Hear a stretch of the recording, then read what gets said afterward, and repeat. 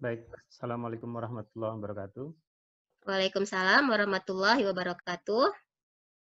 Eh, Bapak Dekan yang saya hormati, Ibu Ketua Prodi yang saya hormati, em, terima kasih sudah mengundang, terutama sudah memberikan kesempatan pada saya berbagi cerita lah, kira-kira, bukan berbagi ilmu, berbagi cerita.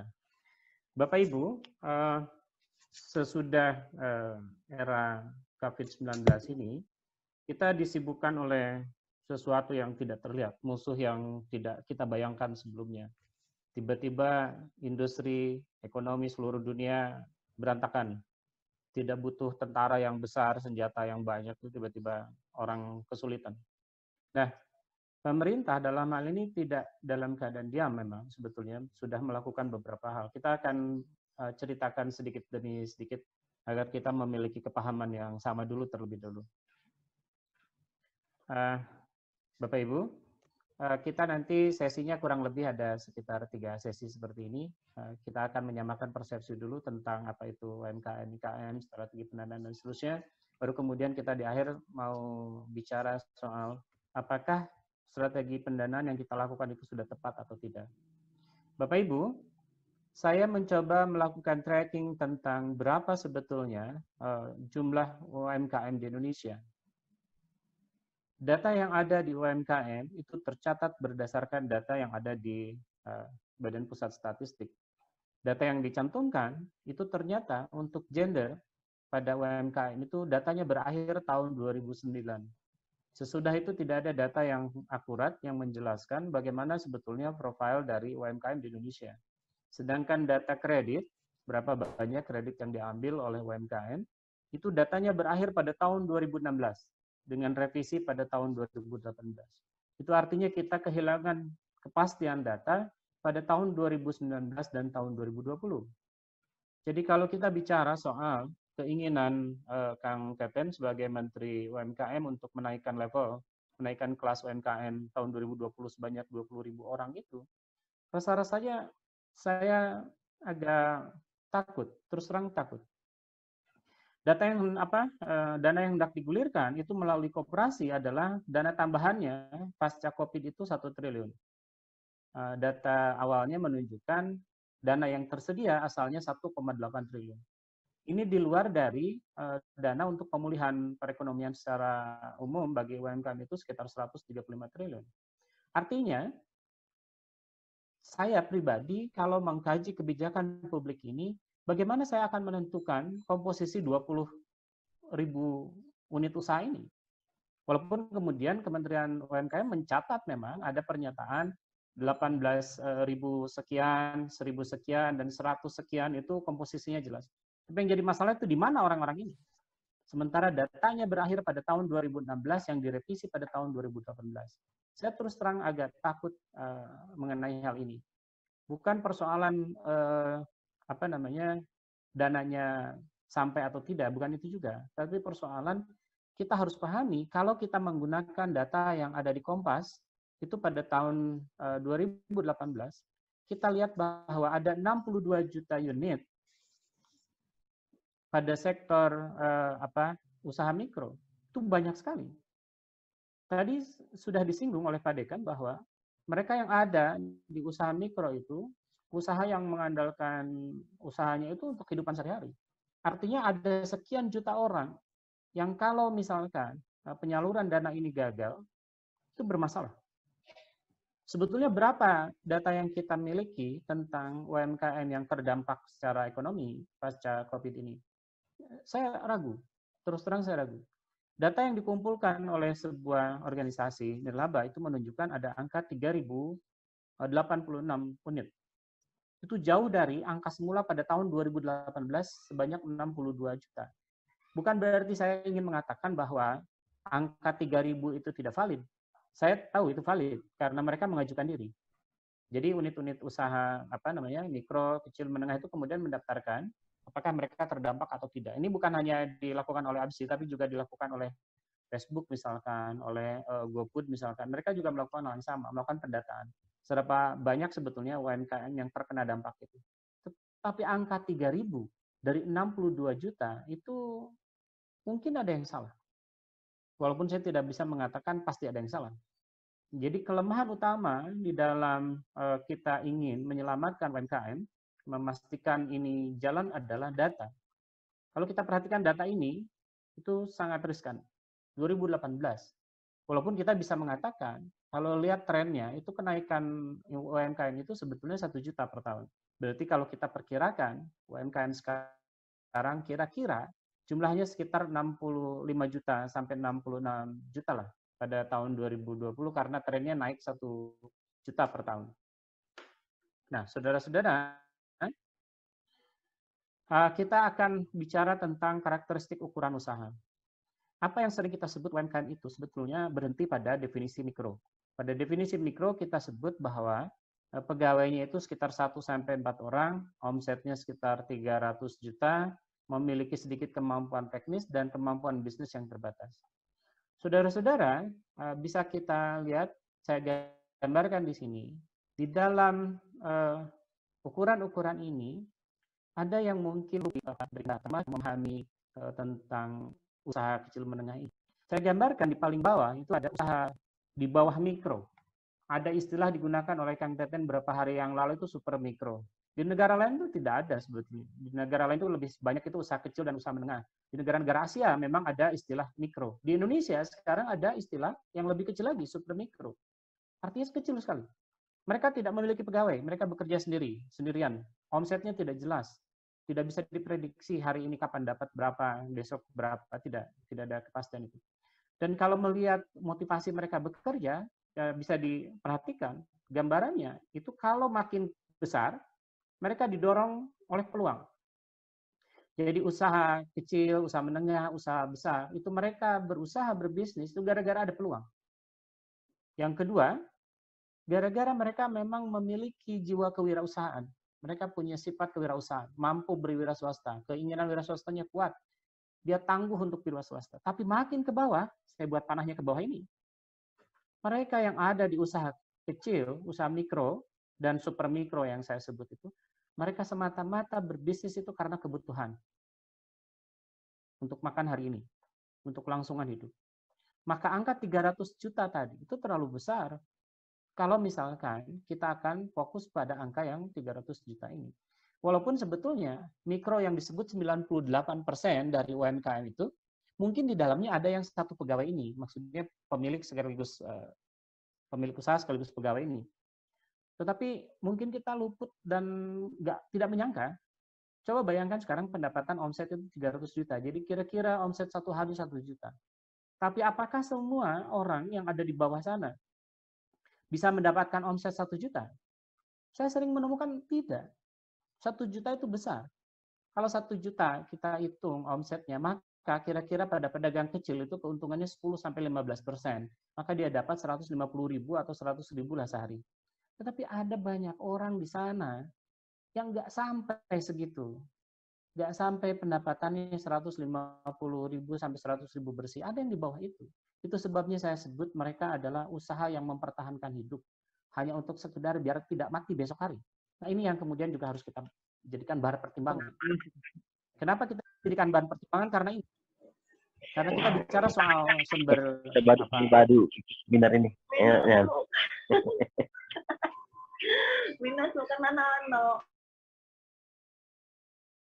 Oke, silakan.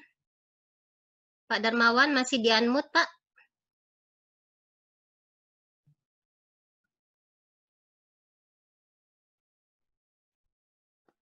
Jadi kalau kita perhatikan gambaran tadi tentang ukuran, maka kemudian kita juga jadi mudah memahami bahwa ada karakteristik hubungan antara ukuran usaha dengan lembaga-lembaga yang bersedia atau orang-orang yang bersedia untuk memberikan pembiayaan. Walau bagaimanapun, orang yang memberikan biaya, orang yang memberikan dana tidak akan memberikan dana pada orang atau lembaga usaha yang dia tidak mampu untuk mengembalikan uangnya. Kemungkinan mengembalikannya kecil dan seterusnya. Atau kapasitasnya kecil. Bagi pebisnis kadang-kadang memberikan dana pada bisnis yang terlalu kecil-kecil mengganggu. Bayangkan begini, saya ingin memberikan dana pada orang 100 juta, ada orang yang mampu menerima bantuan itu 100 juta. Dia cukup 1 orang saja. Dan dia padat karya, dia pegawainya 100 orang. Maka cukup datangkan 1 orang, dapat 100 juta, itu sudah menghidupi 100 orang. Bayangkan kalau misalkan saya ingin mengumpulkan yang ini. Orang yang bertahan hidup untuk esok hari, saya mau kasih uang 1 juta, untuk kemudian dia pakai untuk berbisnis, berusaha. Apapun usahanya. Itu berarti membutuhkan 100 orang duduk dalam satu ruangan. Apalagi dalam keadaan pandemik seperti sekarang kan jadi masalah juga. Biasanya pencairan juga di bank. Bayangkan 100 orang datang ke bank, apa bank mau? Tidak. Itu butuh beberapa hari untuk pencairannya. Itu yang kemudian kemarin jadi perdebatan antar beberapa kepala daerah tentang prosedur pencairan dana bantuan pemerintah ini. Jadi memang pada tingkatan tertentu, para pebisnis yang ingin memberikan bantuan pendanaan pada UMKM itu jadi masalah juga. Karena mereka tidak membutuhkan waktu, membutuhkan tempat yang besar untuk membiayai begitu banyak orang ini. Bayangkan tadi jumlahnya kalau misalkan angkanya tidak berubah dari tahun 2016 itu, 2018 itu berarti kan sekitar 64 juta. Bagaimana caranya itu? Agak jadi masalah. Nah, tapi apakah benar mereka UMKM ini membutuhkan pembiayaan? Kalau kita lihat, ada permasalahan yang sering muncul di dalam operasional sehari-hari UMKM atau IKM itu. Pertama adalah tantangan arus kas. Kita sering berhadapan dengan persoalan ada persediaan yang harus dibeli. UMKM itu sering mengalami hal ini. Walaupun terkadang sesudah saya pahami masuk ke dalam, itu ternyata Bapak Ibu dosen, itu tidak murni betul-betul gara-gara persediaannya meningkat karena permintaan meningkat. Tetapi karena mereka tidak mampu membuat laporan keuangan yang benar. Pada industri kecil, mikro, apalagi yang tadi hanya sekedar bertahan hidup, itu uang usaha itu bersatu dengan uang bisnis. Saya pernah memberikan konsultasi pada sebuah perusahaan garment di Bandung, perusahaannya besar, pegawainya banyak, di atas 50 orang. Mereka meminta saya datang karena mereka kesulitan keuangan, hutangnya besar. Saya cari masalahnya, di mana masalahnya sebetulnya. Sesudah saya masuk, pada hari pertama yang saya minta itu laporan keuangan. Saya minta laporan keuangannya, kata saya. Kenapa saya minta laporan keuangan? Karena laporan keuanganlah yang akan memperlihatkan pada saya apa yang sebetulnya terjadi. Kalau saya harus melihat, memperhatikan mereka berbisnis selama berhari-hari kan butuh waktu. Nah, dari laporan keuangan itu kemudian saya temukan ternyata untuk membayar listrik di rumahnya, si pebisnis ini ngambil uang dari usaha garmennya. Untuk bayar telepon juga dari situ. Bahkan yang lucu itu buat bayar antar jemput anaknya sekolah itu dari situ juga. Tentu saja itu akan menggerus persediaan. Nah, kelemahan utama di usaha kecil mikro itu persoalan itu. Uang masih tercampur sehingga kemudian ketika mereka mengatakan butuh persediaan yang harus dibeli, itu kadang-kadang bukan persoalan perkara memang persediaannya dibutuhkan karena permintaan meningkat. Ada banyak persoalan lain misalkan. Sekarang industri sekarang itu, baik barang maupun jasa, orang mudah dapat. Maka mereka di industri yang kecil sekali ini, di kecil, mikro, dan survival ini, mereka kesulitan untuk mendapatkan konsumen. Karena orang lain beriklan. Mereka tidak. Maka butuh uang iklan ini. Kemudian, biasa juga orang-orang pebisnis di level bawah ini, mereka kesulitan karena persoalan permodalan untuk membeli tanah bangunan. Kadang-kadang mereka juga butuh untuk membangun fasilitas, misalkan begini. Mereka asalnya bisnisnya cukup dilakukan di dalam rumahnya. Kemudian mereka bergerak keluar ke halaman, butuh halaman untuk berbisnis. Oh, nggak bisa juga, karena nggak ada tutupnya misalkan. Nggak ada kanopi dan seterusnya. Mereka butuh dana untuk itu. Nah, ini tentu harus dipecahkan. Harus ada pemecahan bagaimana menyelesaikan ini. Yang terakhir, permasalahan yang sering kali timbul itu ini. Ini biasanya ada di industri yang pertanian, peternakan, dan sesuatu yang sifatnya tidak bisa langsung mendapatkan hasil.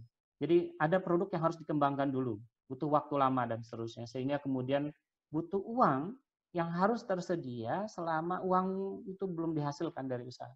Ini orang sering menyebutnya istilahnya bakar uang. Itu seperti apa, Gojek kemarin tuh bakar uang sampai besar sekali miliaran. Oppo juga melakukan hal yang sama. Nah, UMKM tidak sanggup, uangnya dari mana? Mereka, Gojek, Oppo itu orang di belakangnya kan pebisnis kuat. Nah, UMKM tidak ada.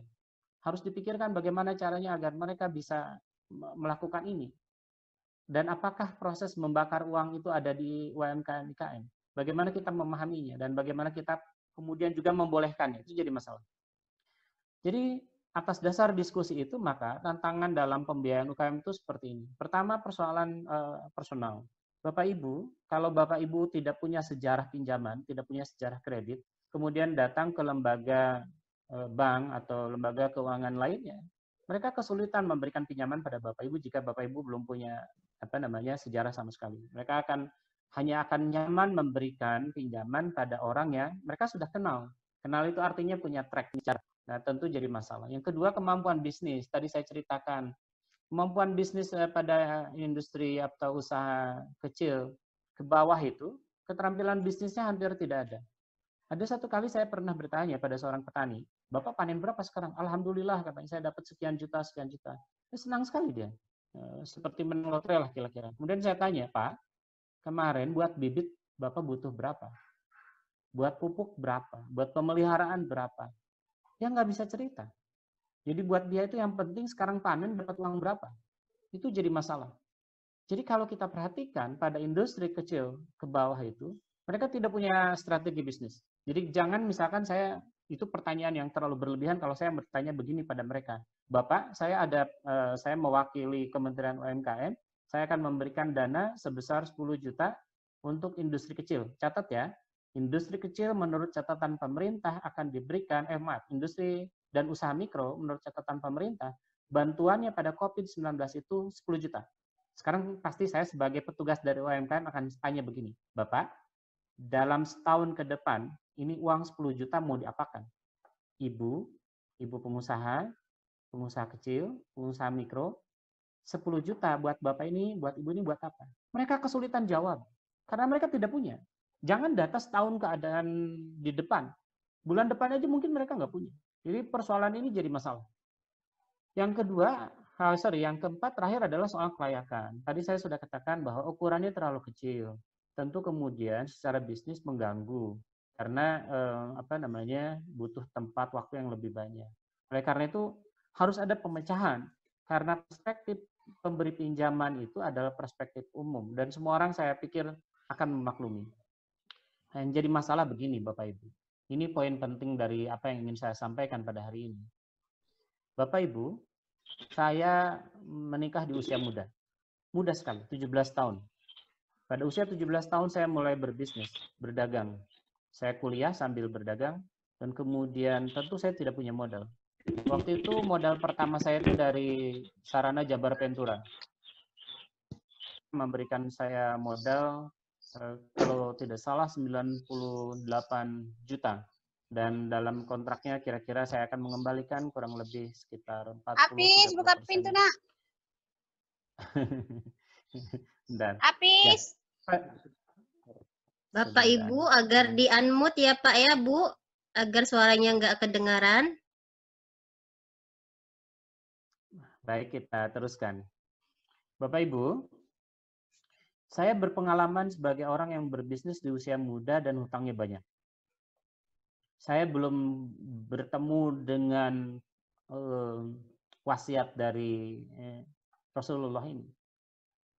Jadi Bapak Ibu, Nabi mengatakan, buat apa kamu meneror diri sendiri, mempersulit diri sendiri, padahal sebelumnya kamu dalam keadaan tenang. Para sahabat bertanya, apa itu ya Rasulullah? Itu hutang katanya. Jadi Bapak Ibu, sebelum Bapak Ibu mulai berbisnis, pastikan bahwa keputusan pengambilan pendanaan itu awalnya adalah keputusan investasi.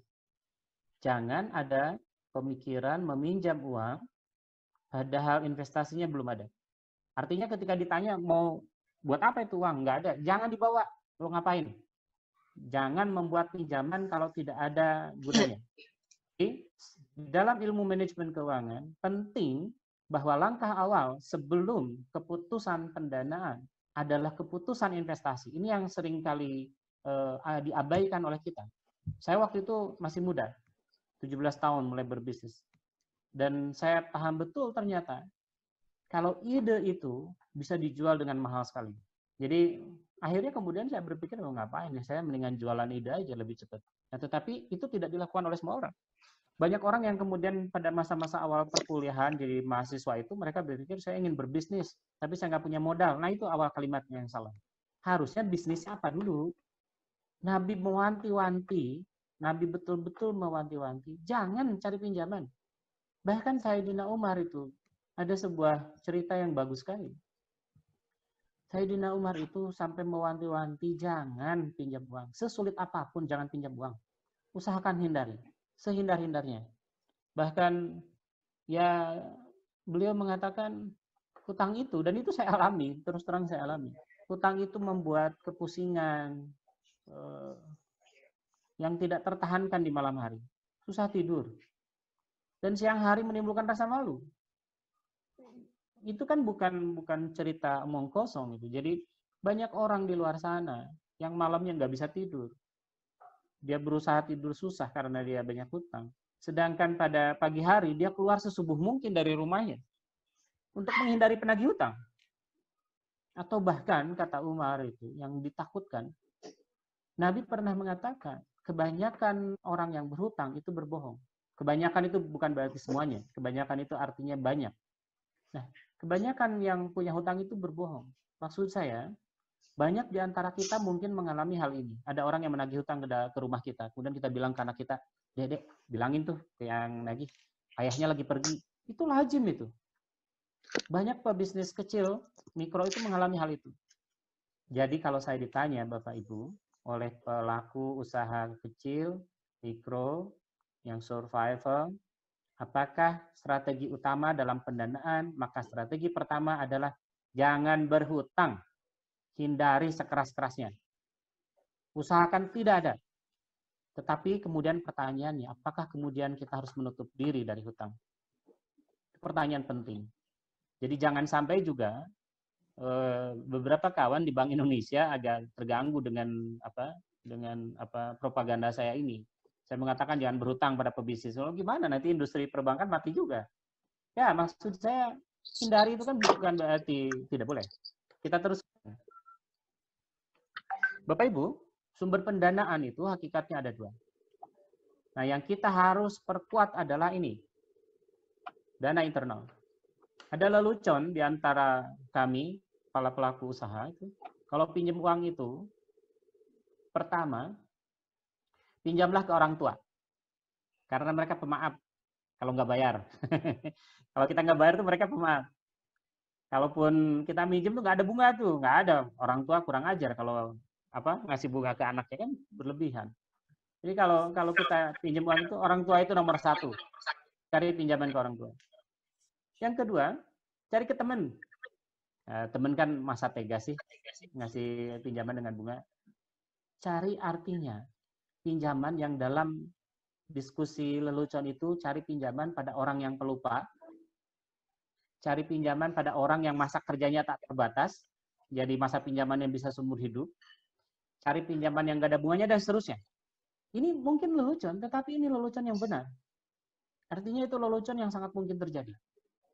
Jadi, secara prinsip, saya pernah bertemu dengan Agim dulu sekali. Dulu ketika awal berbisnis, sekitar tahun 90-an, saya bilang ke Agim, kata saya kesulitan keuangan. Saya sekarang punya hutang sekitar 120 jutaan. Sementara saya mahasiswa usia 18 tahun. Apa yang harus saya lakukan? Waktu itu saya marah sekali sama jawaban Agim. Agim itu waktu itu menyarankan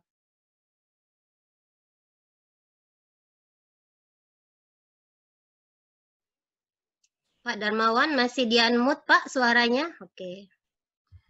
Waktu itu Agim bilang begini, Wan, kamu punya motor nggak? Katanya. Enggak, kata saya. Kenapa memang? Kalau punya motor, jual tuh motor, katanya. Wah, saya nggak punya motor. Gimana hutang saya banyak? Kalaupun kejual juga harga motor pada tahun itu kan sekitar 3 jutaan motor Shogun itu. Sementara hutang saya 120 juta. Kata Agim, pokoknya kamu jangan minjem uang ke saya. Padahal Agim waktu itu kan usahanya lagi maju-majunya. Saya pikir beliau akan mementori saya bagaimana caranya minjem uang dengan baik. Ternyata ajarannya satu tuh, jual barang yang punya katanya. Berhenti kamu mikir minjem dari saya, kata Agim begitu. Waktu itu saya marah sekali. Itu nggak benar sekali. Orang kesulitan kok malah disuruh jual-jual barang. Tapi ke sini saya makin paham maksudnya. Saya makin paham bahwa di dalam bisnis itu pertahanan terbaik kita itu adalah bertahan dari hutang. Bapak Ibu, kalau Bapak Ibu tanya ke mereka yang di usaha kecil, mikro, coba tanya deh. Mereka ketika terima pinjaman itu, pasti jawabannya sama. Seperti baru menang lotre.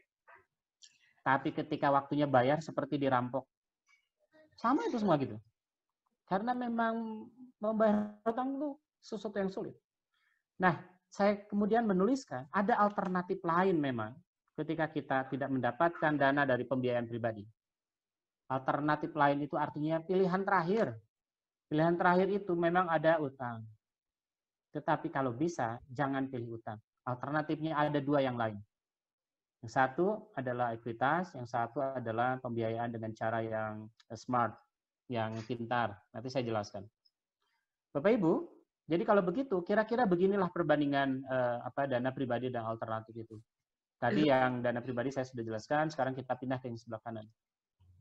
Nah, untuk dana yang hutang, kita ya tentu saja dengan cara mendapatkan pinjaman. Hanya penyertaan modal ini yang harus kita cari. Jadi, Bapak Ibu, kalau misalkan Bapak Ibu berbisnis, tetap ingin menghindari hutang, cobalah cari penyertaan modal. Walaupun ini adalah sesuatu yang seperti saya jelaskan di awal adalah sesuatu yang usahakan hindari. Kenapa? Biasanya Bapak Ibu, sulit sekali mencari orang yang bisa bekerja sama, maju bersama itu. Orang lebih sering majunya senang, tetapi ketika bangkrut enggak. Jadi ada orang yang mau menyertakan modal, tetapi begitu untungnya senang dia minta, ayo mana untung saya gitu. Tapi begitu pada keadaan merugi, dia hilang tuh. Kemudian bahkan dia bilang begini, pokoknya saya mau modal saya balik. Itu sering sekali. Karena rata-rata pada usaha kecil, pada usaha mikro, itu penyertaan modal itu tidak pakai perjanjian. Nggak ada itu perjanjian. Itu rata-rata gentleman agreement. Dan itu berbahaya. Dan Nabi melarang. Nabi sangat melarang proses pinjam meminjam uang tanpa catatan. Catat. Karena kita tidak tahu hati orang itu. Mungkin orang baik ketika situasinya menyenangkan, orang baik karena sedang ada untung. Tapi ketika orang merugi, dia akan minta uangnya. Dan saya pernah mengalami itu sekitar tahun 98. Ketika kejatuhan ekonomi, utang saya besar sekali. Nah, sumber kreatif itu seperti apa? Ini untuk teman-teman mahasiswa ini cocok ini. Teman-teman mahasiswa, para pebisnis pemula, di Indonesia itu, bahkan di seluruh dunia, itu lomba proposal bisnis itu sering sekali. Dan itu menjadi alat untuk kita masuk mendapatkan dana tanpa harus pusing mengembalikannya. Karena biasanya bentuknya hadiah. Dan hadiahnya nggak kecil-kecil, hadiahnya besar-besar. Nah, ini harus dicari. Nah, sumber kreatif yang terakhir adalah partner strategis. Apa maksudnya? Begini. Hari ini saya sedang mengembangkan, saya menyebutnya bank kambing. Bank kambing itu apa ya? Awal ceritanya begini sih, di kalangan peternak itu, biasa kita menyebut paro. Paro itu artinya saya titip ke dia sapi, kambing, atau apa, kalau nanti beranak, anaknya satu buat saya, satu buat dia. Itu kan partner strategis dalam pemahaman yang paling sederhana. Saya punya uang untuk beli kambing, para peternak di bawah sana tidak seluruhnya punya uang. Mereka lebih sering itu, ya susah sekali. Mereka hanya mencari rumput buat orang lain. Saya bilang, Abah, Aki, Akang, kenapa susah payah cari rumput? Kalau saya kasih kambingnya gimana? Mau nggak? Kata saya. Saya kasih kambing, tolong cariin rumputnya, nanti kalau beranak, anaknya bagi 2. Nah, apalagi ternyata anak kambing itu 3, lumayan juga itu. Jadi satu buat si peternak, satu buat saya dapat uang, peternak dapat uang. Bayangkan dengan cara partner yang strategis itu, kita sama-sama untung. Saya cukup berkurban 1 kali, bayangkan begini ya, saya berkurban 1 kali, jadi saya artinya mengeluarkan uang buat berkurban 1 kali, tetapi seumur hidup saya nggak perlu mengeluarkan uang lagi. Kan besok-besok dia beranak terus. Kambing itu setahun itu melahirkan 2 kali. Jadi saya setahun kambingnya 2 kali kurban juga bisa. Itu kan artinya cari partner yang strategis. Kita nggak tahu bisnis kita itu sebetulnya membutuhkan siapa. Partner strategis itu bisa juga gini lah, yang simpel misalkan. Bapak Ibu punya account GoFood, tetangga nggak punya.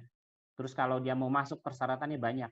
Terus dia bilang begini, saya ini nitip nih, saya mau jual puding, titip boleh nggak? Itu kan enak. Kedua belah pihak sama-sama diuntungkan. Saya beli peralatan puding mahal, dia bikin pudingnya. Atau bisa seperti yang lain lah. Pokoknya hindari sebesar-besar pengeluaran dana yang sifatnya pinjaman. Yang satu lagi ini soal bootstrapping. Tadi mungkin Bapak Ibu sudah lihat bahwa pada proses pendanaan pribadi itu ada yang disebut strategi bootstrapping. Itu adalah strategi yang bagi anak muda kebanyakan agak, ya mereka banyak gengsi. Maksud saya begini, kalau bisnis Bapak Ibu itu kemudian membutuhkan modal baru hanya gara-gara butuh peralatan baru, coba deh pakai peralatan bekas. Bisa nggak gitu?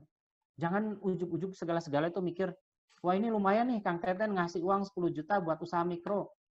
Mikro loh, mikro 10 juta, besar sekali. Mikro itu nggak ada kebutuhan 10 juta. Mereka kebutuhannya kecil-kecil, paling 3 juta, 4 juta. Ini 10 juta. Tetapi apakah perlu? Kalau misalkan bisa pakai peralatan yang ada, ataupun kalau harus beli pakai yang bekas, kan lebih bagus. Yang kedua misalkan, Bapak Ibu yang sedang merintis usaha, di usaha kecil, mikro, usahakan tergabung dalam komunitas bisnis. Misalkan Bapak Ibu peternak, kumpullah sama sesama peternak. Bapak Ibu pembuat kerajinan tangan dari bahan sampah atau apa, kumpullah dengan sesama mereka. Apa tujuannya? Nanti kalau beli barang-barang, beli persediaan atau beli alat, barang-barang itu lebih murah.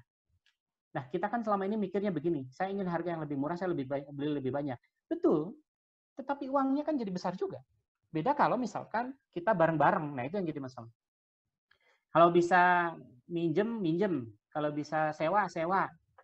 Usahakan jauh dari membeli deh, gitu kira-kira. Dan seterusnya. Sampai terakhir itu, usahakan bisnis kita adalah usaha yang perputaran persediaannya cepat. Bapak Ibu memulai bisnis dengan modal terbatas, ini yang paling penting. Hindari penjualan yang sifatnya tidak tunai. Hindari penjualan yang persediaannya ditumpuk dengan jumlah yang banyak, dan seterusnya.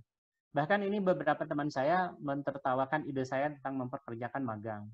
Bapak Ibu, ini memang seperti yang jahil, tetapi memang benar adanya. Kalau Bapak Ibu punya usaha, itu kan anak-anak SMK, anak-anak sekolah kejuruan, anak-anak sekolah akademi, mahasiswa, itu kan mereka kan butuh tempat untuk PKL, untuk magang, dan seterusnya. Gunakan. Saya bahkan baru sekitar 5-6 tahun yang lalu tahu bahwa anak-anak SMK itu kalau dia PKL itu bayar ke tempat usaha itu. Oh, kata saya, kita kan diuntungkan. Jadi UKM itu diuntungkan karena ada pegawai yang nggak perlu dibayar.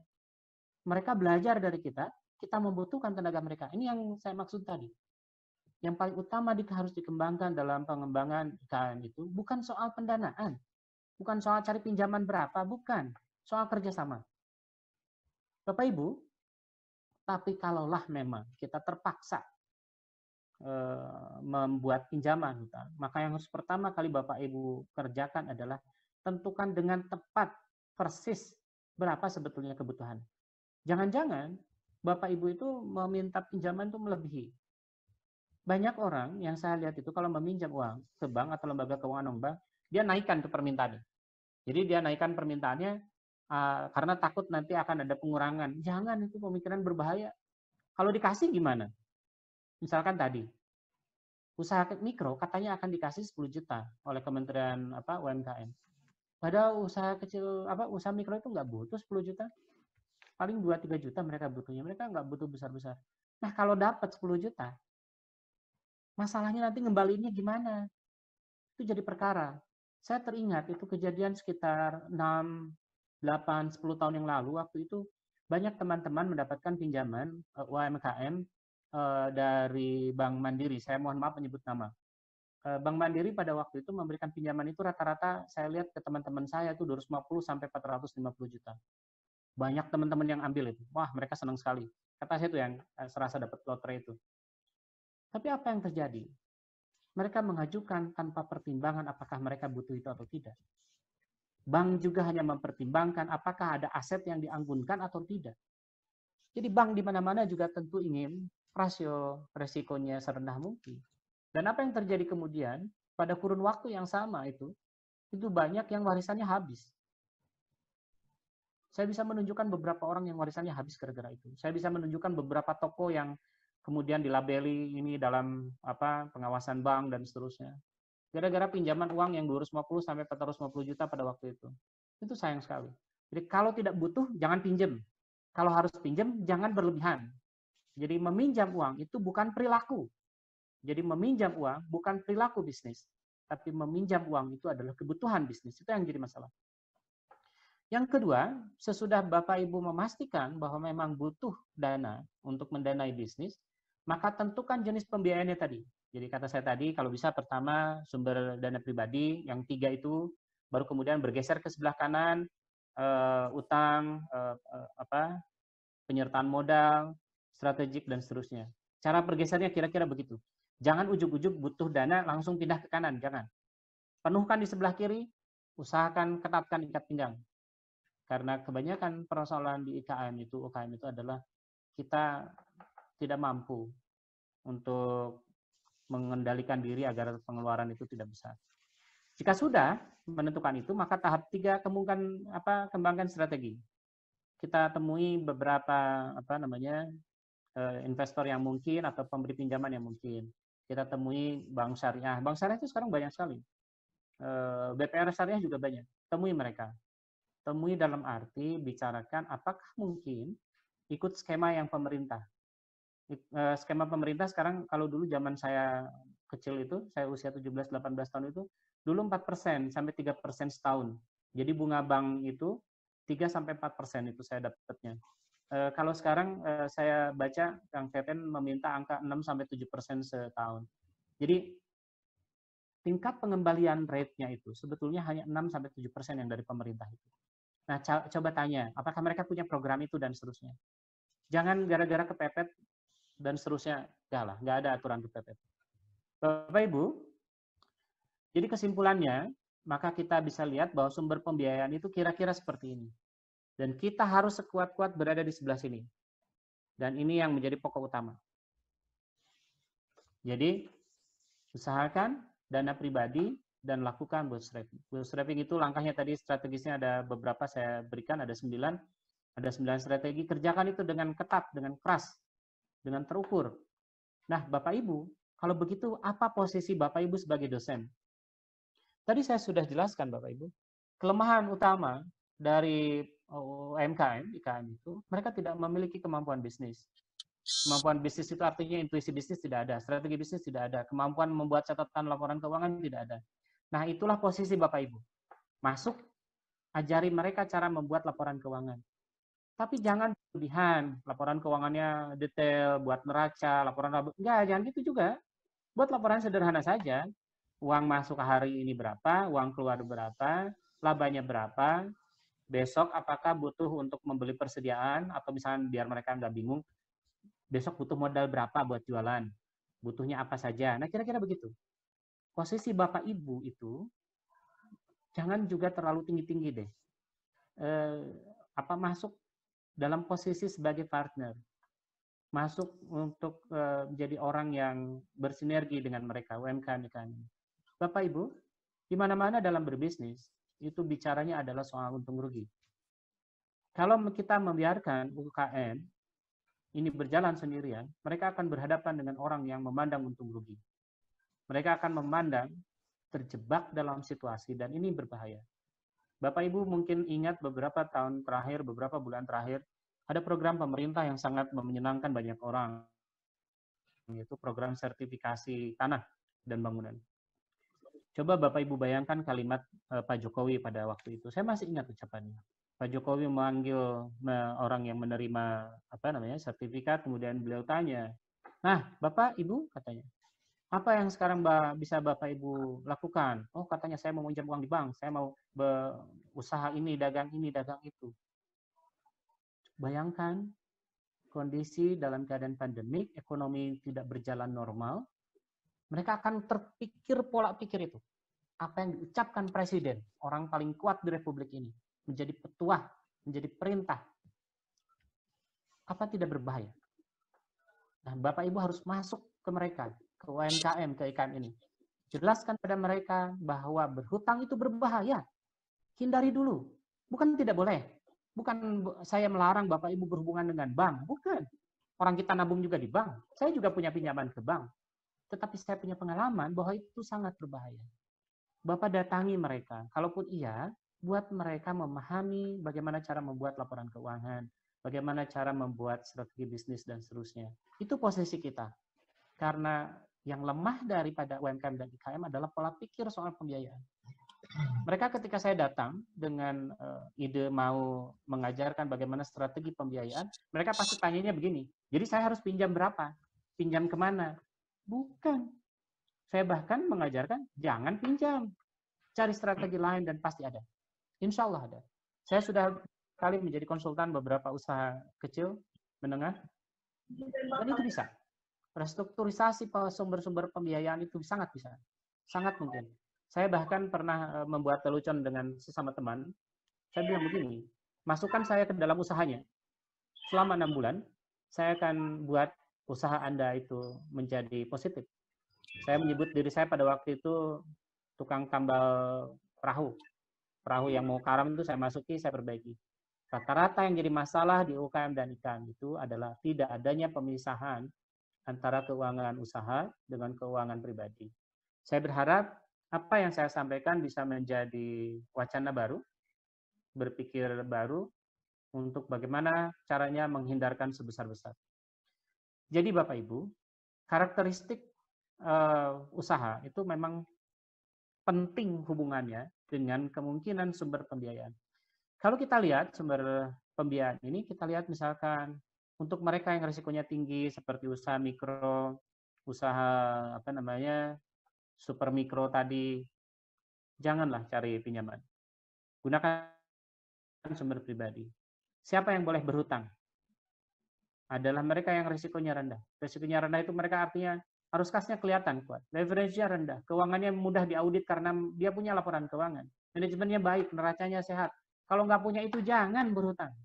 Dan kalau misalkan yang tadi itu, bagaimana caranya mendapatkan sumber pembiayaan yang membutuhkan kreativitas, itu yang ini.